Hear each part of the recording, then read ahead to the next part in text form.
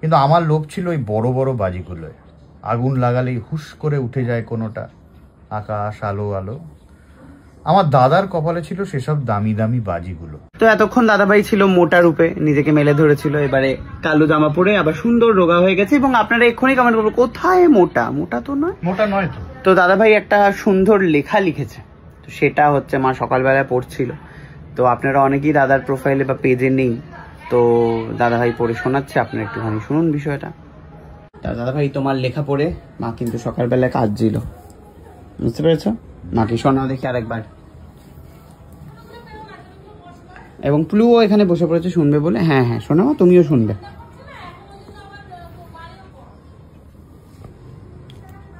এটা তখন তুই হোসনি।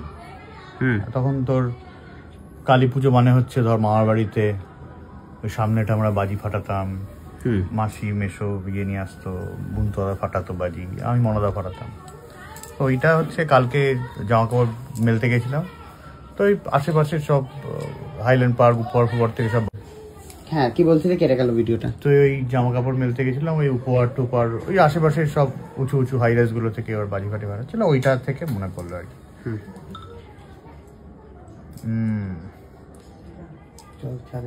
কালী পুজো মানে মামার বাড়ির স্মৃতি আমার কাছে জল জলে।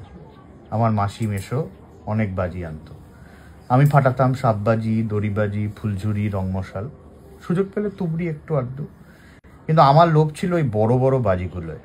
আগুন লাগালেই হুস করে উঠে যায় কোনোটা, আকাশ আলো আলো।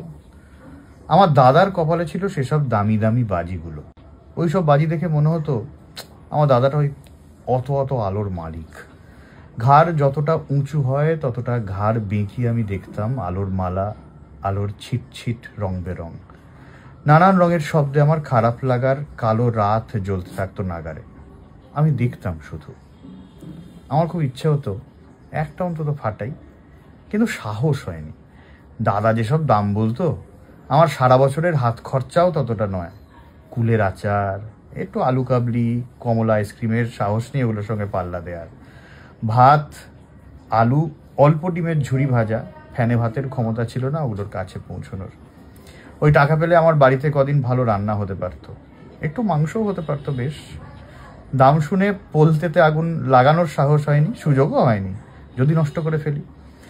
ভালো লাগার সঙ্গে সঙ্গে ওই বাজিগুলোর ওপর অভিমান হতো খুব, মন কেমন একটু একটু। কিন্তু বিশ্বাস করো, আমার ফাটাতে ইচ্ছে করতো এই বাজিগুলো, আজও করে। আজ অফিস থেকে ফিরে রাতে ছাদে জামা কাপড় তুলতে গিয়ে কিছুক্ষণ দেখলাম আকাশে আলোর কাটাকুটি। আমার আজও দেখতেই ভালো লাগে।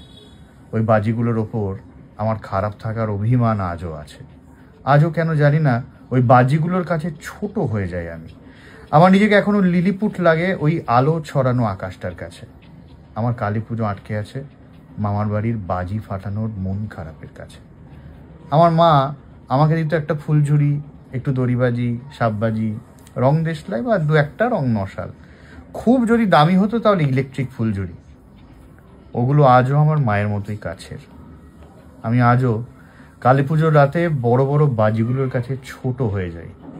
অভিমান গলার কাছে গুলি গুলি ব্যথার মতো লেগে থাকে। আমার ছোটবেলা একটু ভালো হতে পারত, আমিও তো ফাটাতে পারতাম ওই বাজিগুলো। আমার মা আর একটু ভালো থাকতে পারত। বাহ দাদা ভাই,